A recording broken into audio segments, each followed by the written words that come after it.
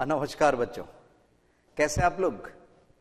अध्याय 4 हमारा चल रहा था और हम समीकरण बनाना आप लोगों को समझा रहे थे बच्चों। ठीक है, तो ये समीकरण बनाने का एक और हमारी क्लास है जिसमें आप और बेहतरीन तरीके से, चाहे वो आयु वाले, आज आयु वाले सवाल भी होंगे, कुछ संख्या 2 अंकों की संख्या वाले भी होंगे और कुछ एक्स्ट्रा सवाल कुछ दूरी से रिलेटेड। ठीक है, कुछ कीमती सवाल ले रहे हैं हम। वही एक्सरसाइज 4.4 पेज नंबर 89 निकालिएगा आप लोग। 89 पेज नंबर 4.4 का 10वां सवाल। 2 सवाल बाकी थे अभी हमारे इसमें, 10वां और 11वां। तो 10वां सवाल अगर आपने बुक खोल ली हो तो ये रहा आपके सामने 10वां सवाल। इसमें पहली लाइन ही 5 वर्ष पूर्व से स्टार्ट हो रही है कि 5 वर्ष पूर्व गीता की आयु कमला की आयु की 3 गुना थी। किसकी तिगुनी थी? गीता की। किससे? कमला से। 10 वर्ष बाद गीता की आयु कमला की आयु की 2 गुनी होगी। कब होगी? 10 वर्ष बाद। तो 5 वर्ष पूर्व तो 3 गुना थी और 10 वर्ष बाद 2 गुनी होगी, 2 टाइम्स। बच्चों बताएं आप लोगों को, बाद में हमेशा गुना कम हो जाता है। जैसे यहां 3 गुना से दुगुना रह गया। पता है क्यों? क्योंकि उसके बाद में दोनों बराबर उम्र में बढ़ते हैं। आप भी 1 साल बाद में 1 साल बड़े होंगे, मैं भी बड़ा होऊंगा 1 साल। ठीक है, ऐसा। तो वो गुना वाली जो चीज है ना, वो धीरे धीरे पहले ज्यादा गुना था, फिर वो कम होता चलता है। ठीक है, और यह आपको मालूम ही है कि 5 वर्ष पूर्व तो माइनस करना है 5 वर्ष, और 10 वर्ष बाद प्लस करना है। ठीक है, नाम है गीता और कमला। समझिए, दोनों की वर्तमान आयु ज्ञात करनी है तो माना गीता की वर्तमान आयु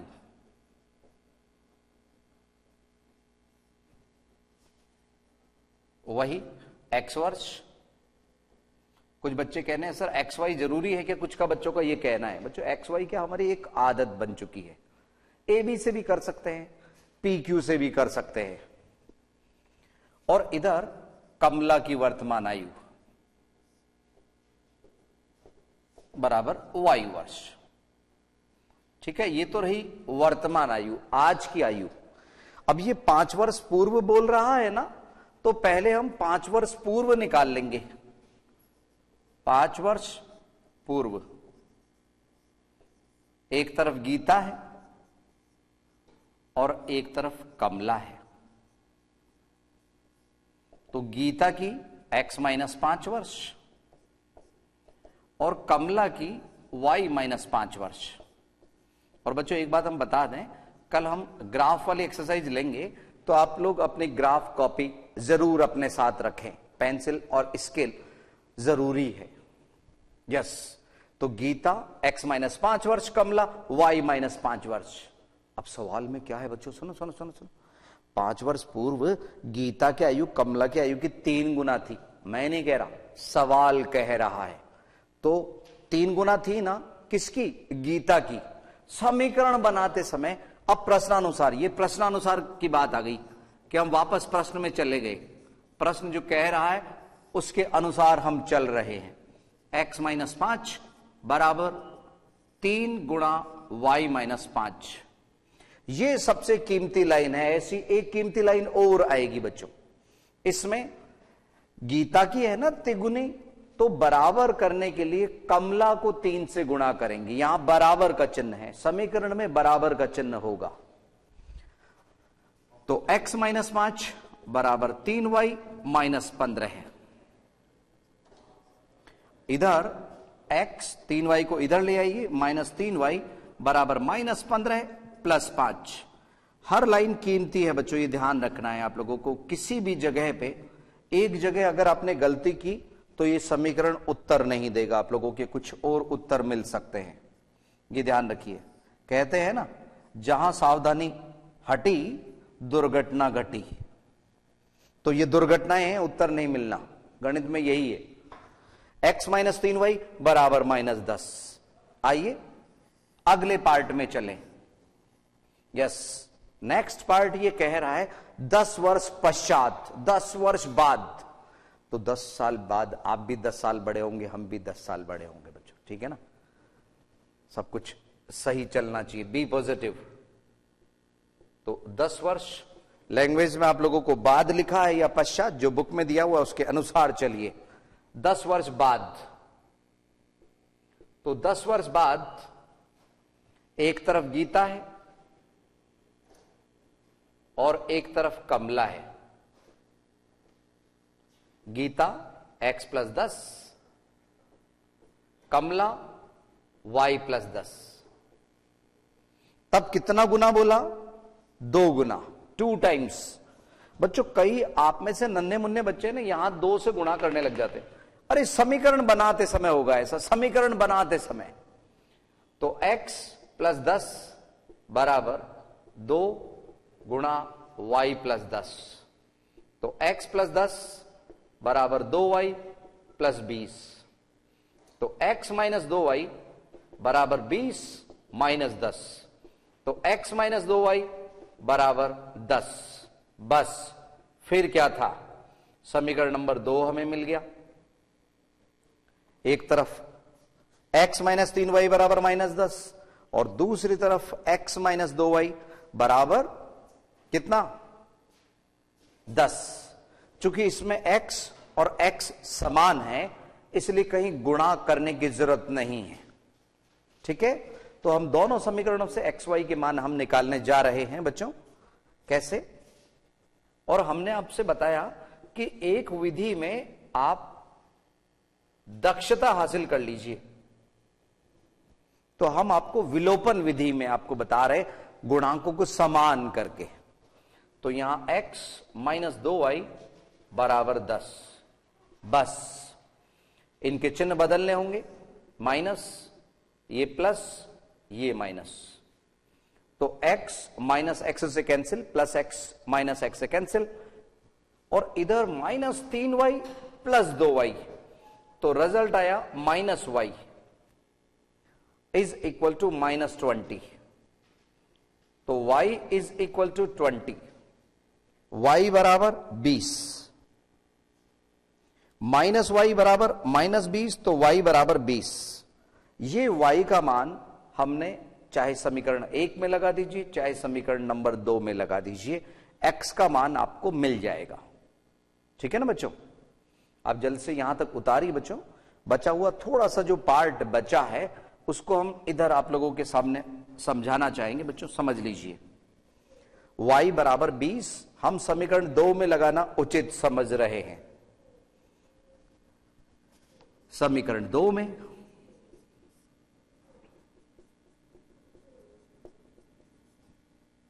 y बराबर 20 रखने पर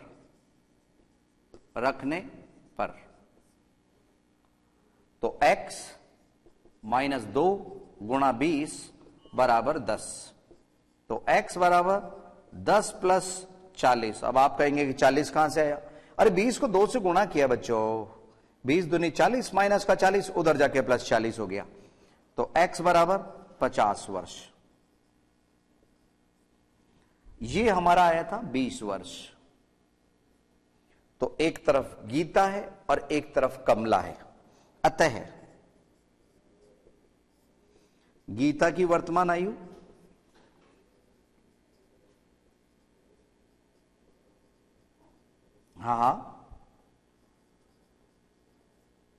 बराबर 50 वर्ष और कमला की वर्तमान आयु 20 वर्ष, ठीक है। अब बच्चों हो सकता है दोनों ही आप लोगों की उम्र से बड़ी हो, तो आपके मन में कर रहा होगा कि जी लगा दें, गीता जी, कमला जी। लेकिन बच्चों यही चलने दो, आप तो नाम सवाल के अनुसार नाम चलाना है हमारे। गीता और कमला की आयु हमारे पास में आ गई। उतारिए सवाल नंबर 10।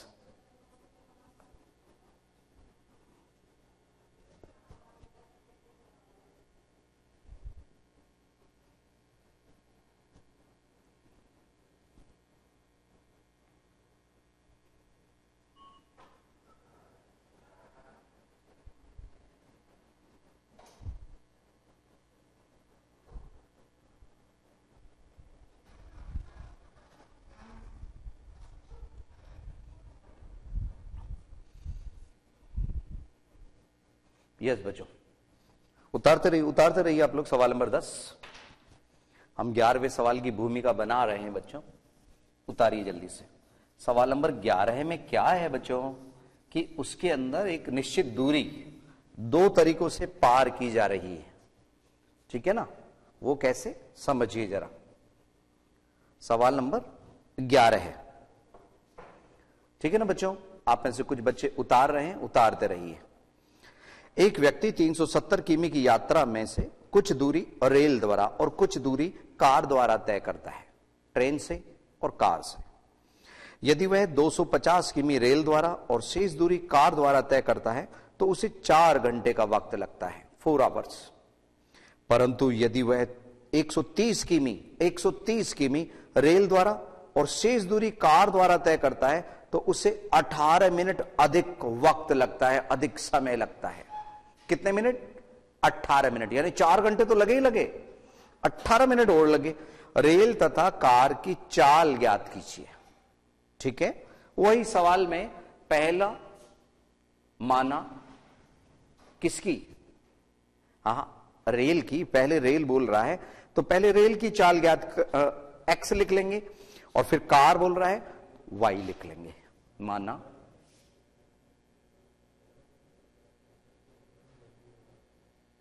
रेल की चाल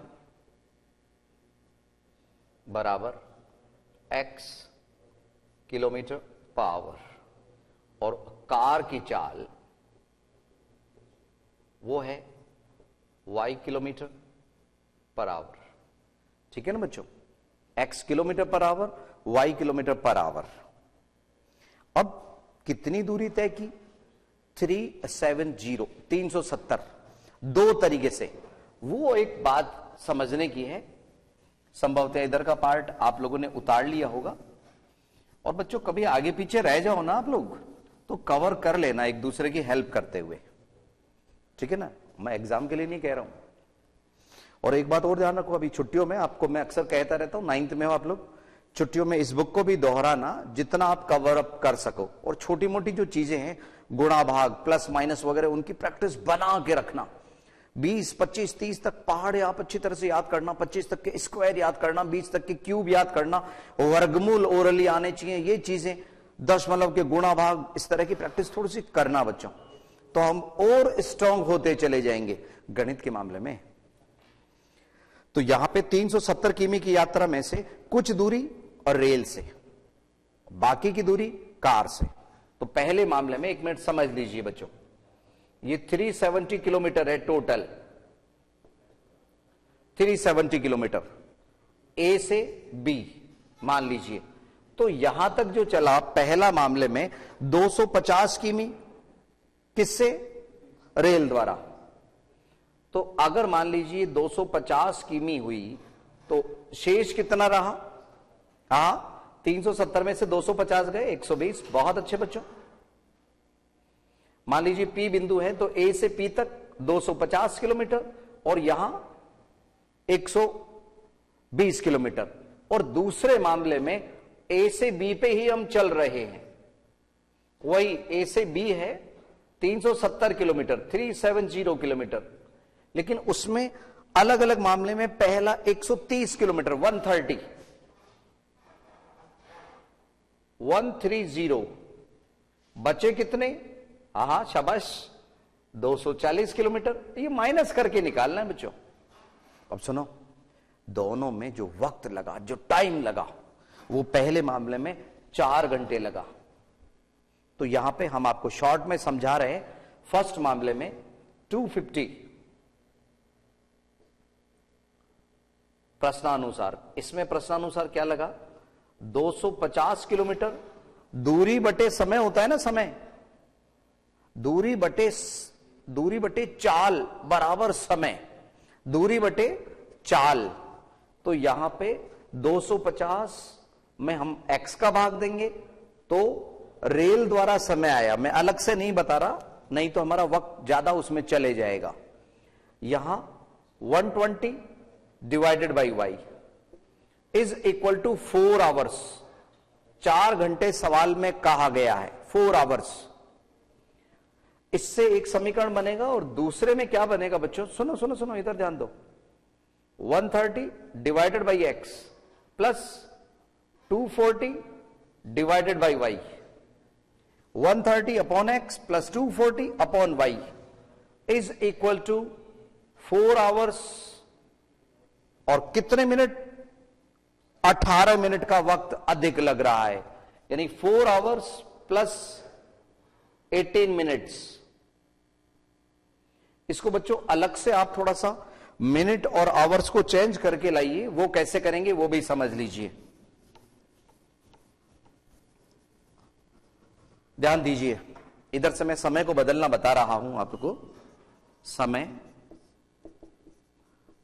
4 आवर्स प्लस 18 मिनट, तो 4 आवर्स तो है, 18 को हम जब घंटे में बदलेंगे तो 60 का भाग लगाएंगे, ठीक है। ये अगर कटता है तो काट लीजिए, 6 से 3 बार, 6 से 10 बार। तो इसमें अगर 10 लघुत्तम हम लेके करें तो 40 प्लस 3 यानी कि 43/10 घंटे, इतना वक्त इसमें लग रहा है।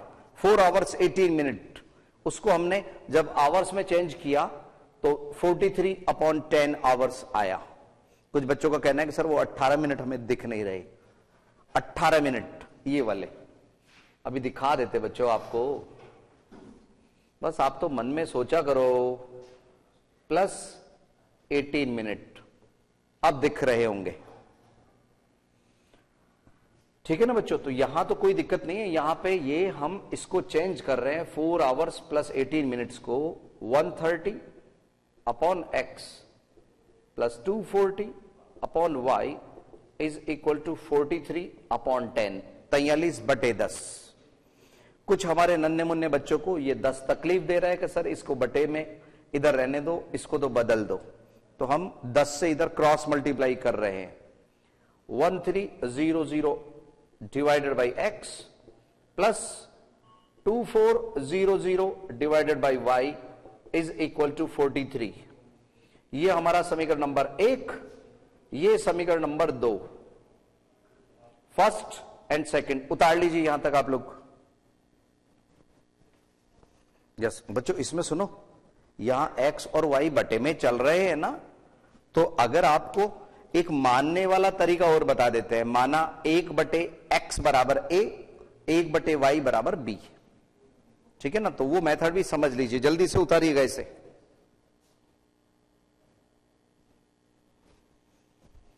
ये समय का ये पार्ट आप समझ गए होंगे। अब हम यहां पे मान रहे हैं, माना 1/x बराबर a तथा 1/y बराबर b। इससे ये एक्स वाई का सवाल हमारा a b के समीकरण में चेंज हो जाएगा। ये b है बच्चों, 6 मत मानना इसको। ये जो 250/x है ना, इसका मान हो गया 250a, क्योंकि 1/x को हमने a मान लिया, plus 120b is equal to 4। ये समीकरण नंबर 1, समीकरण नंबर 2, इसको दे दिया हमने समीकरण नंबर 3, और इधर हुआ 1300 प्लस 2400 b बराबर 43। ये चौथा समीकरण। अब बच्चों सुनो, अगर मैं इसको 2400 बनाऊं तो इस समीकरण को मेरे को 20 से गुणा करना पड़ेगा। 20 से, कितने से? 20 से। यस, तो उसमें कभी कभी बड़ी संख्या भी आ सकती है।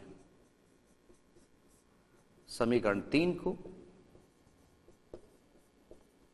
20 से गुणा करने पर, आज बच्चों हम आपको उदाहरण भी समझाएंगे, ठीक है ना। उदाहरण वाले समीकरण भी हम हल करेंगे, चिंता न करें। इसको 20 से गुणा किया, 5000a प्लस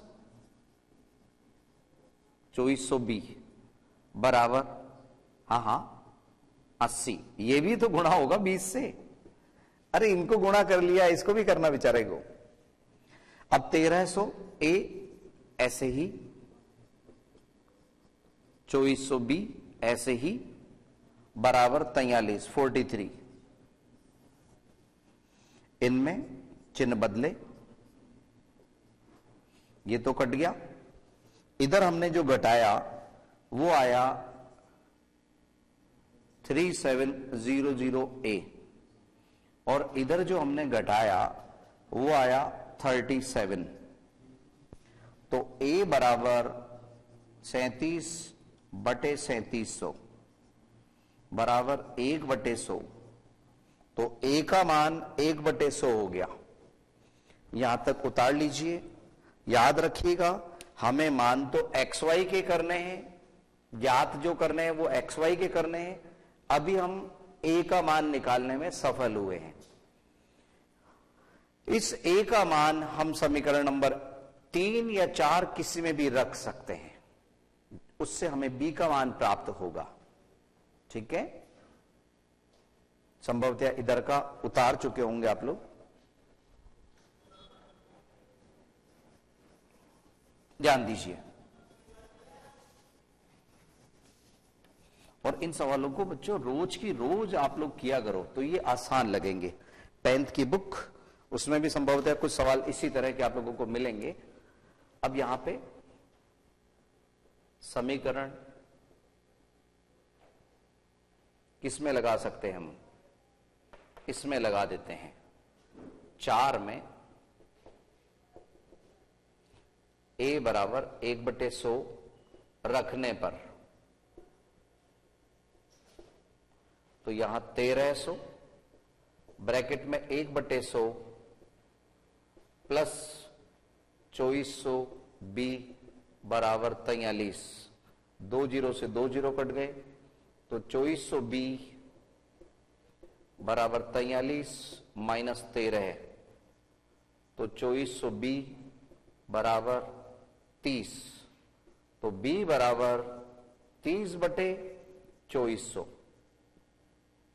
0 से 0 कट गया, 3 से 80 बार ये कट गया तो B बराबर 1/80। अब जब A बराबर कितना है बच्चों? 1/100। इससे X का मान क्या आया? इसका व्युत्क्रम, ऊपर का नीचे, नीचे का ऊपर, 100 किलोमीटर प्रति घंटा। और जब B का मान 1/80 है तो इससे Y बराबर इसका व्युत्क्रम, रेसिप्रोकल, 80 किलोमीटर पर आवर। यानी कि ट्रेन की स्पीड ज्यादा है और कार की कम है। एंडिंग ऐसे करके आइए। इसी के लिए हमने ये छोड़ा था कि जो हमने माना था ना उसी जगह पे अतः, उसी जगह से मतलब उसी लैंग्वेज में, अतः रेल की चाल 100 किलोमीटर प्रति घंटा और इधर 80 किलोमीटर पर आवर। अतः रेल की चाल ये, कार की चाल ये। उतार लीजिए जल्दी से। ये था 11वां सवाल। तो एक्सरसाइज तो हमारी कंप्लीट हो गई और जल्दी से उतार लीजिए। हम आप लोगों को उदाहरणों में ले चलते हैं। पेज नंबर 87 पे और 86 पे कुछ सवाल हैं। उदाहरण नंबर 12 है, 13 है और संभव हो सके तो 14वां भी सवाल हम लेंगे बच्चों। जल्दी से आप उतार लीजिए इसे।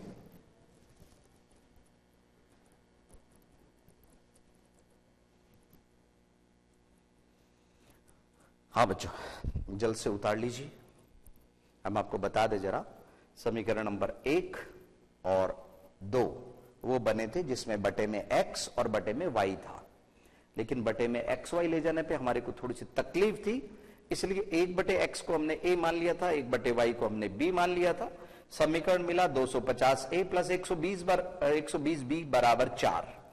और दूसरा समीकरण ये मिला, समीकरण 3 को 20 से गुणा करने पे ये समीकरण बना और इसको हल करते करते a बराबर 1/100, b बराबर 1/80 हमें मिला।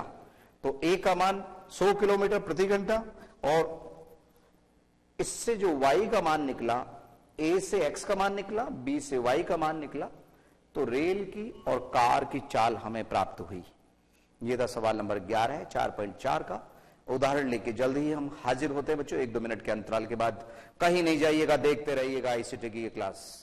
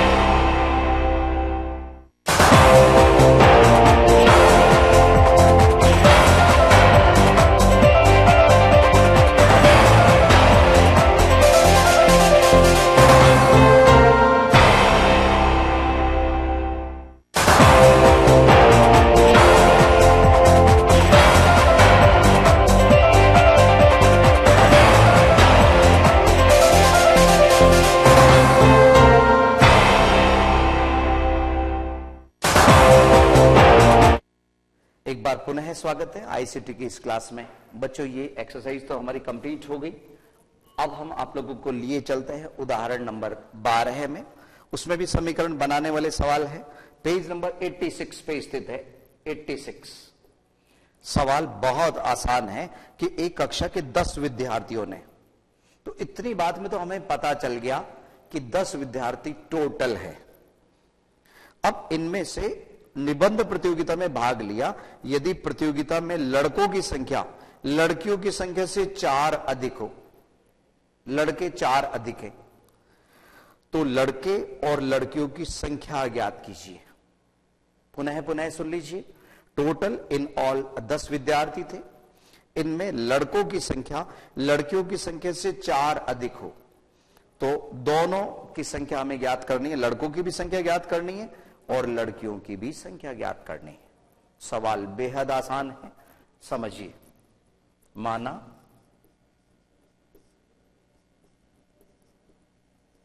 लड़कों की संख्या बराबर x, ठीक है ना बच्चों। और टोटल इन ऑल कितना दिया आप लोगों को? 10। तो हम x और y से करना है, नहीं तो अकेले से भी हो जाता है ये। तथा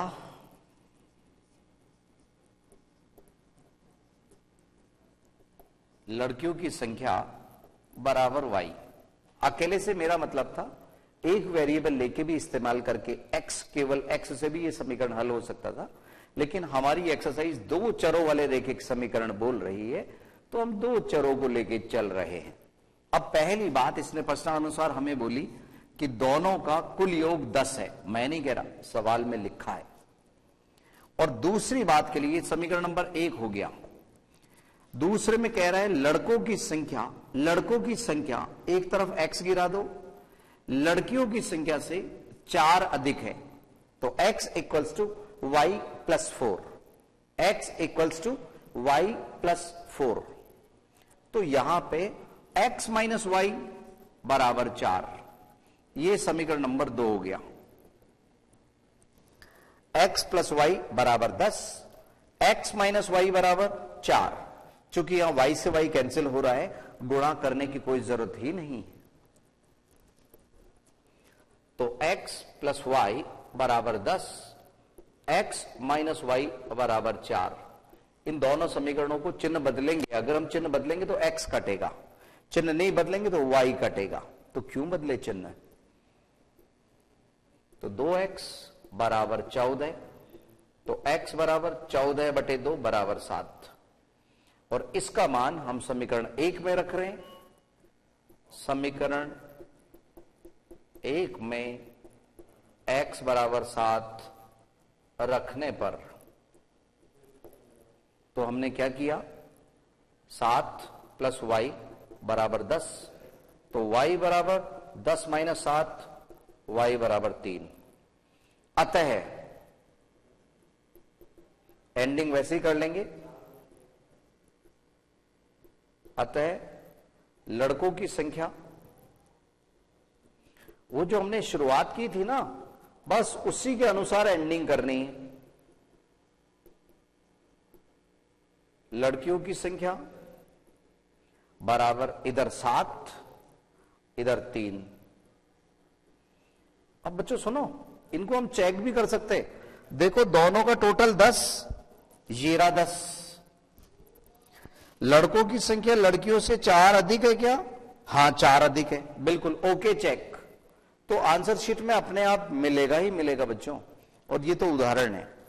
और बच्चों सुनो, अगर आपके पास में ऐसी कोई समस्या आए और आपके पास में कॉपी पेन ही नहीं हो या उसकी इजाजत ही नहीं है, तो भी हल कर सकते हो। वो कैसे? सुनो कि ये 4 अधिक है ना लड़कों की संख्या, तो पहले 4 तो संख्या अलग हटा दो 10 में से, 4 तो अलग कर दो।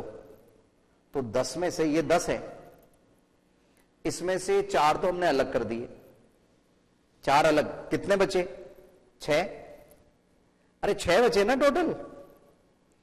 इन 6 के कर दो आधे आधे, 3 3। तो 3 तो लड़कियों की संख्या हो गई, और वो जो एक्स्ट्रा में किए थे 4, वो 3 में जोड़ दो 7। अगर आप समझ रहे हो तो मौखिक रूप से कर सकते हैं बच्चों। ये जो एक्स्ट्राज हैं उनको पहले ही एक्स्ट्रा कर दो। ये तो लड़के एक्स्ट्रा है भाई 4, और बाकी जो बच्चे उनको आधा आधा कर दो और लड़कों में लड़कों जोड़ दो जो एक्स्ट्रा थे। तो मौखिक कर सकते हैं। सवाल नंबर 13वां उदाहरण के रूप में अगला हम ले रहे हैं, जिनमें 2 व्यक्तियों के वेतन का अनुपात दिया हुआ है, व्यय का अनुपात दिया हुआ है। ये वर्तमान जो 10th की बुक चल रही है उसमें भी है ये सवाल 13वां। ठीक है ना बच्चों? बिल्कुल एज इट इज, ऐसा का ऐसा ही है वो सवाल, वर्तमान जो 10वीं की बुक चल रही है उसमें। सवाल नंबर 13 हम बोल रहे हैं, उदाहरण नंबर 13 है। 2 व्यक्तियों के वेतन का अनुपात 9:7 है, उनके व्यय का अनुपात 4:3 है। यदि प्रत्येक व्यक्ति 2000 रुपए प्रतिमाह की बचत करता है तो उनकी मासिक वेतन ज्ञात कीजिए। उनका मासिक वेतन ज्ञात करना है, हमारे को वेतन ज्ञात करना है, केवल खर्च नहीं ज्ञात करना। ठीक है ना बच्चों? समझिए कैसे करेंगे। अच्छा, इसमें जो बुक में दिया हुआ है इससे थोड़ा सा अलग मेथड से हम समझा रहे हैं। यस, उदाहरण नंबर 13 हम लेने जा रहे हैं। पेज नंबर 87 पे आ चुके हम। केवल इसलिए समझाए जा रहे हैं कि आप लोग कॉन्फिडेंस से उदाहरण को भी सॉल्व कर सकें। वो भी आपको करने चाहिए। एग्जाम में कभी कभी उदाहरण आ जाते हैं बच्चों, और फिर हमारे नन्हे मुन्ने बच्चे कर नहीं पाते। तो इसमें हम थोड़ा सा मेथड अलग कर रहे हैं। वेतन का अनुपात दिया है आप लोगों को, वेतन का अनुपात, और वो है 9:7। आपको मालूम है बच्चों, ये अनुपात ओरिजिनल संख्या को किसी संख्या से कट करके प्राप्त किया जाता है। तो माना ये किनका अनुपात है? वेतन का। तो माना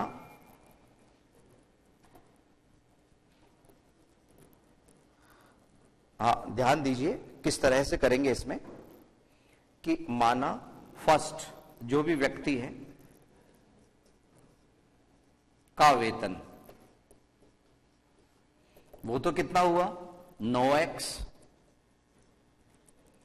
और जो सेकंड व्यक्ति है, जो भी सेकंड इंसान है बच्चों, उसका वेतन हम मान रहे हैं कितना 7x, या हमने x से गुणा किया है दोनों पदों को, ठीक है। और दूसरी तरफ हमारे को इनका व्यय का अनुपात दिया गया है, खर्चे का अनुपात, ठीक है ना। वो कितना है देखिए सवाल में चले, व्यय का अनुपात है 4:3, व्यय का अनुपात, व्यय मतलब समझते तो हो ना बच्चों आप लोग, अरे खर्चा, वो है 4:3। तो माना फर्स्ट व्यक्ति का व्यय बराबर 4y, अब हम y गुणा कर रहे हैं, यहां x लिया था, वहां x यूज नहीं लेना, दूसरी चीज यूज लेना। और सेकंड जो व्यक्ति है उसका व्यय 3y, ठीक है ना बच्चों। सवाल बुक में जो दिया हुआ है वो अलग तरीके से है, उदाहरण हम ले रहे हैं। अब दोनों ही मामलों में इन्होंने कहा है कि 2000 रुपए प्रतिमाह की बचत करते हैं, ये प्रतिमाह का मामला है, प्रतिमाह वेतन का अनुपात ये, प्रतिमाह व्यय का अनुपात ये।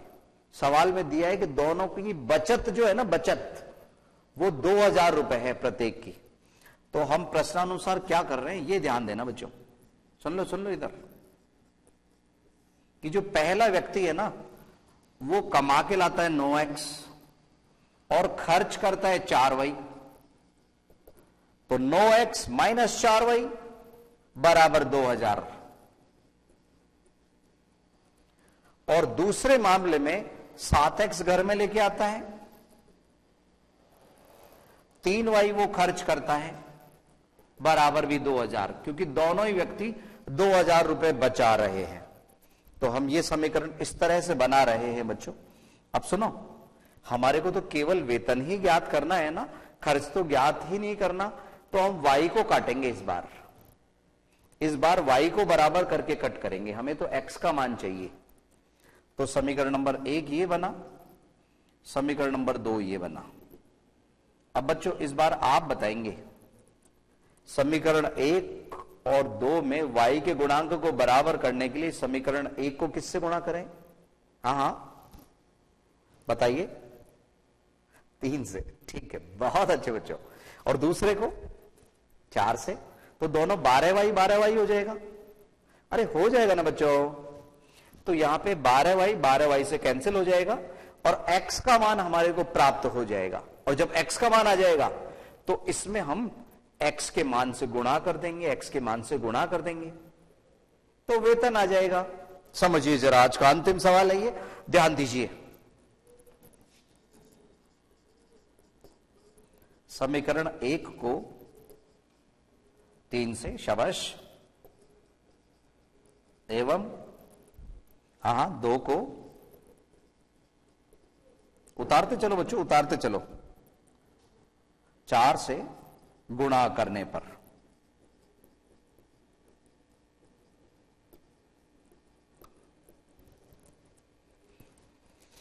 यस। तो समीकरण 1 को 3 से हम गुणा कर रहे हैं, 9 तिया 27x माइनस 4 तिया 12y बराबर 6000। और इधर दूसरे में इसको 4 से गुणा करना है, 7 चौक 28x। फिर इधर कितना है बच्चों, माइनस 12y बराबर 8000। उतार लीजिए, यहां तक उतार लीजिए जल्दी से आप लोग।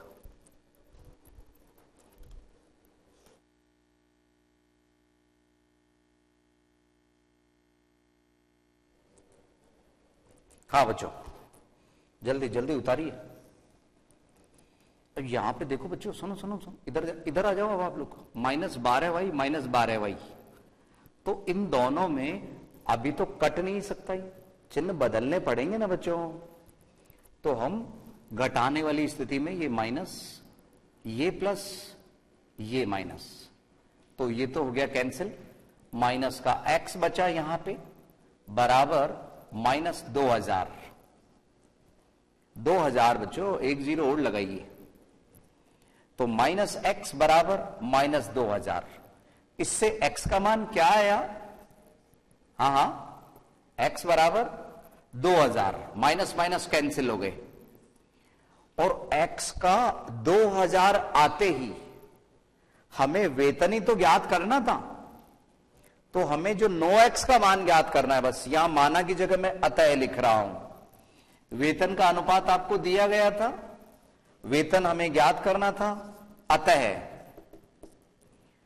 फर्स्ट व्यक्ति का वेतन 9 गुणा 2000, हाँ 9 गुणा 2000, और दूसरे व्यक्ति का 7 गुणा 2000 बराबर 18,000 इधर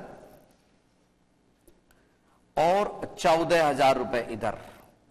एक बार पुनः हम आपको बता दें जरा, बुक के अंदर जो सवाल का मेथड है वो अलग तरीका है, हमने अलग मेथड से आपको समझाया है। ठीक है, कोई सा भी मेथड आप फॉलो कर सकते हैं। रुपए, और ये भी रुपए में उत्तर, 18,000, 14,000 रुपए उत्तर। ठीक है, ये था उदाहरण नंबर 13, और एक उदाहरण हम आप लोगों के स्वयं के लिए छोड़ रहे बच्चों। संभवतः आप लोग ये उतार चुके होंगे। x का मान निकालना था और फिर x के मान निकाल के अनुपात से गुणा करना था। तो अगली क्लास में एक बार हम फिर से दोहरा दें हमारी बात को। कल हम ग्राफ की एक्सरसाइज लेंगे, आप अपने साथ में ग्राफ की कॉपीज, पेंसिल, स्केल, रबड़ वगैरह लेके बैठिएगा। अगली क्लास में आप लोगों से फिर मिलेंगे। नमस्कार बच्चों।